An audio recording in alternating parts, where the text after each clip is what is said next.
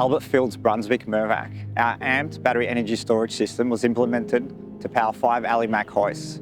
This integration resulted in significant energy savings and operational efficiency through the project. We could only get around about 315 amp supply from the street from City Power. As a result of that, Mirvac Construction investigated in getting an alternate supply to run 4 Alimak plus a mammoth Alimak, which is a dual Alimak. And the battery storage facility was an option due to the estimated load of around about 600 amps. You don't really realise that it's there until you actually walk past it and see it. It's unnoticeable on the project. From my dealings with Mirvac management and that on site, they've told us that the cost of diesel on the project, if they had to go for a diesel generators to power up the Alimaks, has been a great saving for them. Saving of approximately $260,000 for diesel on a project so far to date is just unbelievable.